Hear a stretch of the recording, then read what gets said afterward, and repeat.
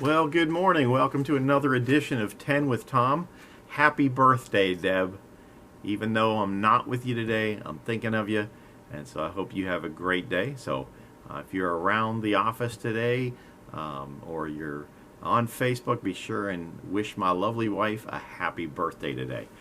So, today we are looking at an anniversary and a topic that gets so many people in ministry riled up, something that is the source of all kinds of controversy.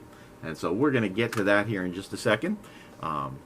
So, 75 years ago, and I've been away from the news for a few weeks, so I'm not sure exactly if this was covered or not, but 75 years ago yesterday, 1946, an item of clothing made its debut at a Paris fashion show, and it's been making waves ever since.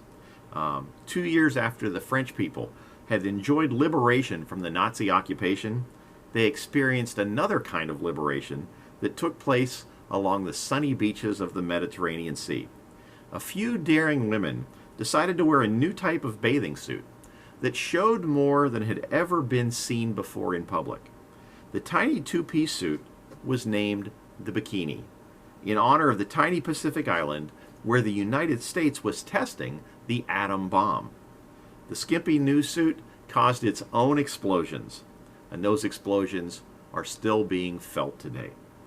You see, probably the most controversial topic on youth pastor forums is, what is your church's policy on bathing suits? And it's all over the map. Some churches say, yes, we make people wear bathing suits. Other churches, it has to be a one piece. Other churches are like, no, one pieces are too revealing. They're too tight. And so we can't have those. Other churches, you can wear shorts and a t-shirt. And so different churches set different rules based on some of their own standards, maybe the cultural norms of their area. But then everybody argues about who's right and who's wrong. Now, initially, in the United States, Americans totally rejected this new swimwear, these bikinis. They preferred the one-piece bathing suits that were popularized in the movies of the 1950s. But gradually, the bikini became more and more acceptable in American culture. And then in the 1960s, a series of beach movies were made, a lot of times with popular music of the day, and a song came out that really pushed the bikini into the forefront called Itsy Bitsy Teeny Weeny Yellow Polka Dot Bikini. And that helped those skimpy swimsuits become more and more popular. And today, all you have to do is go to the beach and you can see that the bikini is as popular as it has ever been. All right? Now, even though it's popular, it doesn't mean that the debate over it has ended. Okay? And sometimes it goes on. I told you about the youth pastors. It goes on all over the place. Sometimes even in homes between parents and their kids. If you had a chance to see Matthew West's recent video, Modest is Hottest, it's an open letter to his daughters, his teenage daughters, and they're even arguing over what the point of that is. Is it satire? Is it making fun of people who have strict standards? Is it an honest plea from a parent trying to get his girls to dress modestly? No matter how you view it, it's a funny video. So if you haven't checked it out yet, again, the artist is Matthew West, a contemporary Christian artist. The song is Modest is Hottest, and it's certainly worth a look because it is a really, really cute song.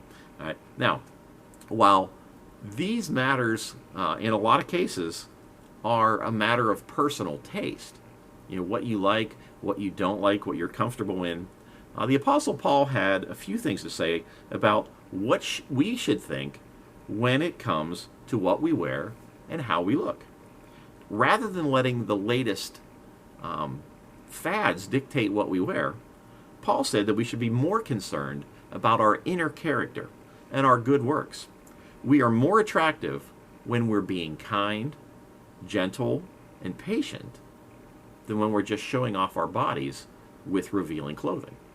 So, understand that clothing styles will come and go, but a beautiful character lasts forever. And that's the important thing. your character. And so the question becomes, why do you wear the things that you wear? I hear a lot of people say, well, I just wear what I wear because it makes me feel comfortable. There's something to be said for that. You want to wear something that is comfortable. One of the greatest examples of that is the current trend with yoga pants. One time yoga pants would have been something that you would have worn under something because they're so tight. Then it was, okay, well then you throw a pair of shorts over top of them, or you wear a long shirt over them. But now you see people of all ages wearing them out in public, not even giving them a thought to how tight and how revealing they are, because they're comfortable. Every girl, mom that I've talked to loves yoga pants because they're so comfortable. All right, but I've also talked to a lot of people, and when you have the discussion over bathing suits, why do you pick that bathing suit? Well, because I like it, okay, or because it's comfortable.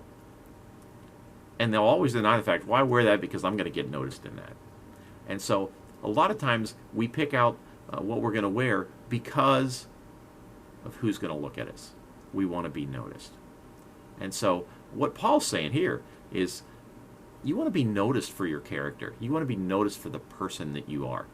I said something at camp a few years ago, and it got a lot of laughs, but I've had a lot of people come up and say, thank you for saying this, because it's made us think about what we wear. And we're not trying to be body shaming when we say this, but we honestly want people to think about what are your long-term goals.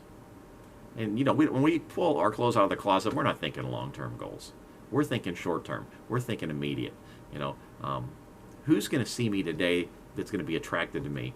And so, as we were talking about what may or may not be appropriate for Christians to wear, especially Christian girls to wear, one of the things that I said was, if you want to wear a tight bathing suit, a skimpy bathing suit, and your goal is to get guys to look at you, first of all, guys, we got to do a better job of not having lust in our hearts. Yes, guys are attracted visually to what they see, all right? But we need to look beyond what we first see, to look at the characters of the young, or the character of the young women that we're looking at, to understand that they are special, unique creatures of God, and to love them because of that. Okay, and in loving them, we respect them. Okay, they're not an object. Okay, we need to get past that, and guys need to learn that. But to the girls, I said this: if you're going to use your boobs to attract a guy, the kind of guy that you're going to attract is a boob. And they all laughed, but then they all thought about it. And a person who's only attracted to you because of how you look probably isn't real concerned about who you are, about the kind of character that you portray. And so that's something we need to think about as we continue this long ongoing debate that's now been 75 years on what do we wear to the beach? What do we wear to the pool? All right? So while we don't have the long, hard, fast rules, we want you to use your own discretion and think about what it is, what's my purpose when I wear what I wear. So just something to think about today on 10 with Tom. Now, I did mention that I will be home in just a couple of days. I'm on my way home. And so we've got a couple of things coming up. On Friday, our confirmation class. We're going to try and gather together and have lunch together on Friday. And so you can meet us at the church at noon, and I'll get you more information out on that.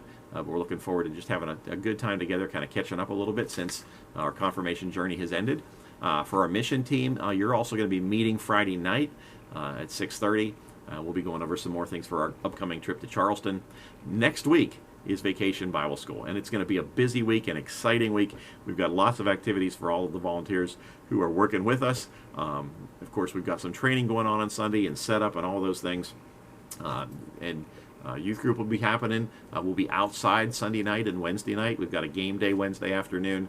So a lot of things happening. And then the week after that, our food mystery tour is coming up on July the 20th. And if you haven't been on a food mystery tour, that's probably something that you're going to want to be a part of. So all that to look forward to. We're about halfway through summer, or getting close to the halfway point. So lots going on, but lots still to look forward to. So want to let you know, I miss you guys. I love you. I can't wait to see y'all again. So hopefully we'll see you this weekend. Have a great rest of your week. I love you.